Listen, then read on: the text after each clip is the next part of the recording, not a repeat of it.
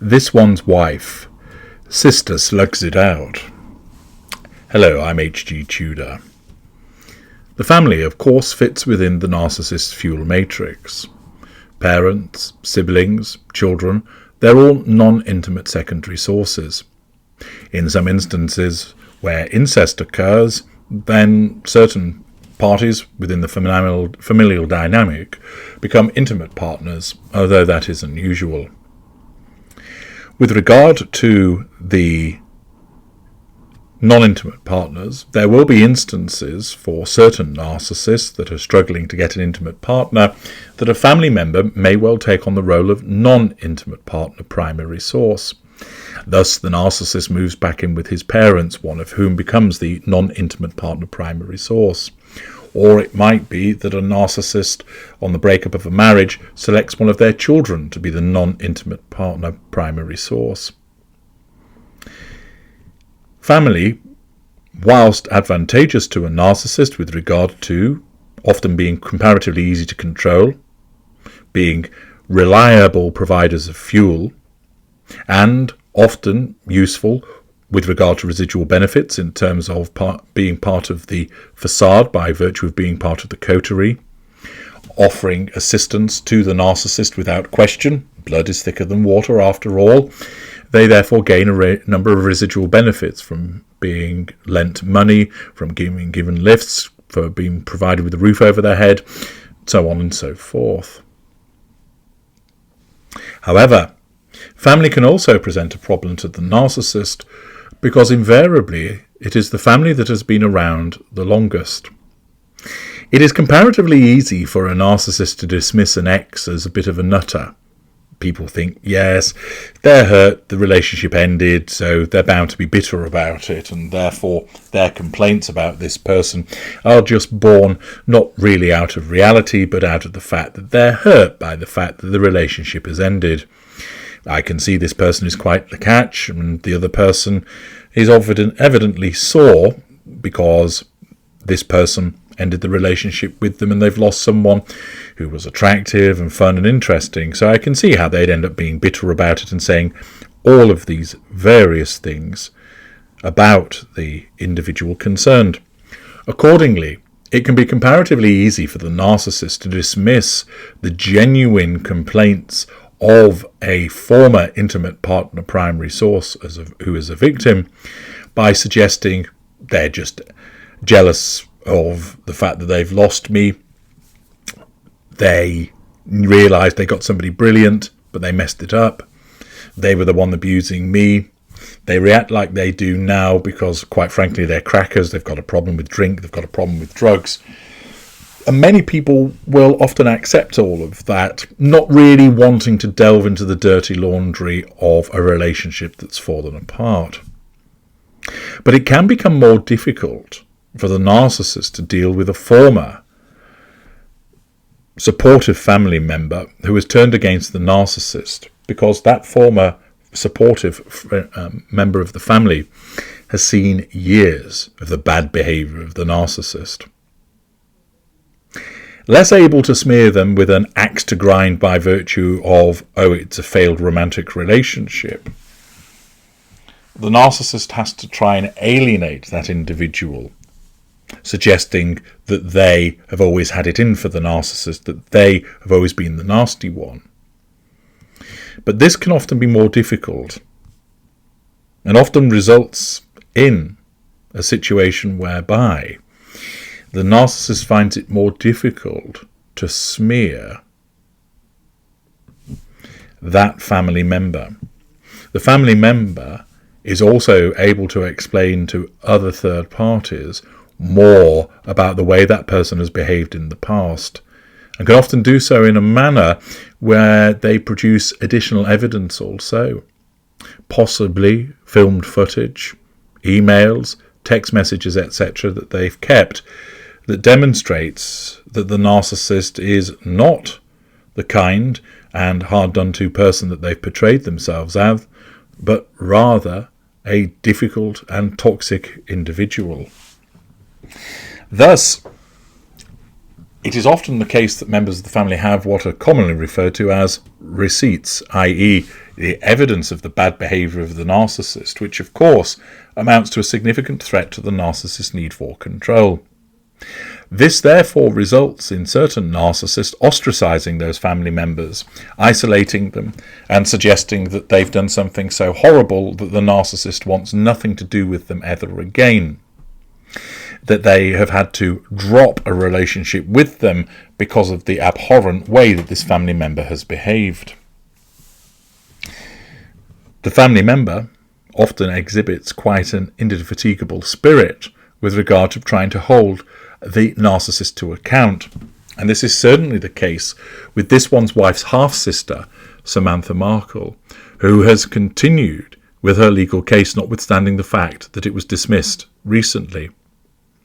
Paul Farrell, writing for the Daily Mail, explains, this one's wife's half-sister Samantha is not giving up her libel case without a fight, after her attorneys filed an appeal against a judge's ruling that dismissed the lawsuit in March. Last month, Florida Judge Charlene Edwards Honeywell said that the case should be dismissed because Samantha failed to identify any statements that could support a claim for defamation. The comments were related to Prince Harry and this one's wife's infamous 2021 interview with American talk show host Oprah Winfrey. The suit was dismissed with prejudice, meaning that it simply cannot be refiled. However, Samantha's team are seeking to overturn that decision according to a new legal filing that was seen by Newsweek.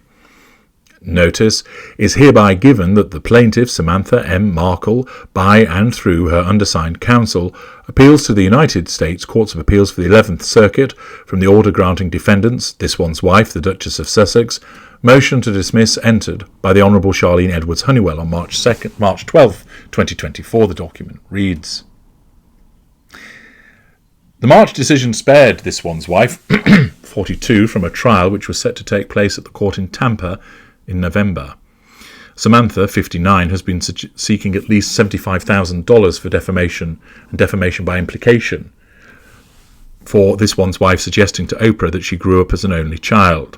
This one's wife also said that Samantha only changed her name back to Markle after she began dating Harry. According to Samantha, this one's wife made similar claims in the Netflix series, and the allegations subjected her to humiliation, shame, and hatred on a worldwide scale. In her 58-page ruling, Judge Honeywell said that this one's wife's statements could not be defamatory because they are substantially true based on judicially noticed evidence, or not capable of being considered defamatory. Samantha had failed to plausibly allege that they are defamatory in the first place, the judge said. The judge noted that this one's wife's comments about her childhood was her merely opining that she didn't have a close relationship with Samantha, her half-sister with whom she shares a father. Judge Honeywell said that Samantha's claim that this one's wife implied that she was a liar and a fame-seeker was an improper mischaracterization of what the Duchess said. Turning to this one's wife's statement that Samantha changed her name from Rasmussen, her married name, back to Markle after the Duchess began dating Harry, the judge said that the gist was true. She wrote, the plaintiff used one last name and then the name Markle soon after. Reports of the defendant's relationship with Prince Harry were published as substantially true, based on the exhibits in the record of which the court has taken judicial notice. Among the statements in Samantha's claim was one by Harry in the Netflix series in which he said, perhaps the most troubling part of this is the number of British journalists interacting with and amplifying the hate and the lies. But Judge Honeywell said that this statement was included in the complaint is perplexing and suggests haste, a misunderstanding of the law, or a lack of diligence on the part of the plaintiff's counsel. It's unclear how this statement could be defamatory towards the plaintiff, as it doesn't reference her. In her conclusion, Judge Honeywell wrote, plaintiff's claims will be dismissed with prejudice as she has failed to identify any statements that could support a claim for defamation or defamation by implication by this point, her third try at amending her complaint in either the book Finding Freedom, the Netflix series Harry and This One's Wife, or defendant and her husband's hour-long televised CBS interview. Samantha helped this one's wife with her homework, took her shopping and had a wonderful relationship with her, it was claimed. But once this one's wife began to become famous on the TV series Suits, she no longer had time for Samantha, and by 2016 they had stopped visiting each other, it was claimed. The lawsuit claimed that once this one's wife met Harry, she became hostile to Samantha as well as the rest of her family. The defining moment of this one's wife's unwanted hostility towards Samantha happened in 2017 when the Duchess allegedly hung up the phone immediately upon hearing Samantha's voice. Samantha called back, but to this day this one's wife has never returned Samantha's phone call, she said. Since then, this one's wife has belligerently attempted to malign Samantha and other family members, the lawsuit states. This one's wife's method is to terminate friendships rather than save them, and for her to become hostile, the lawsuit claims. Now, as I have explained to you previously, it's entirely common for a narcissist to behave this way, particularly because she has no further use for her family. Her father served a purpose when he was paying for her, when he was getting her acting gigs. But quite simply, her father and her half-siblings are deemed surplus to requirements and indeed are seen as problematic, both in terms of their backgrounds and also what they might have to say about this one's wife, because they will, since they were there, be able to contradict many of the things that this one's wife suggests actually happened.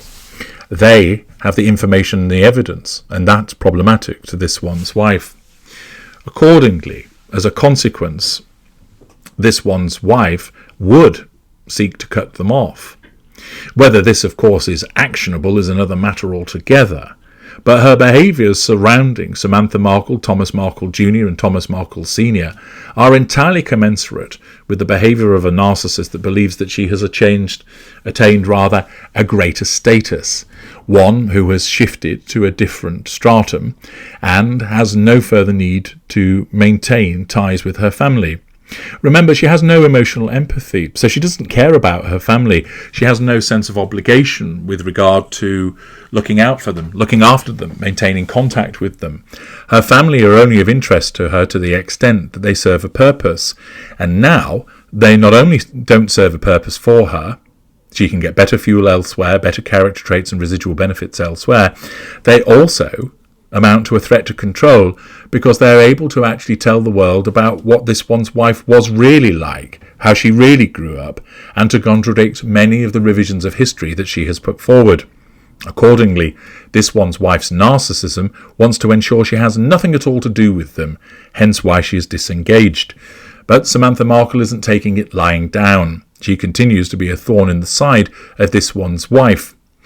I very much doubt that her legal case will get much further. It's never struck me as the strongest, but nevertheless, it continues to pose a problem for this one's wife in two regards. One, she has to deal with it.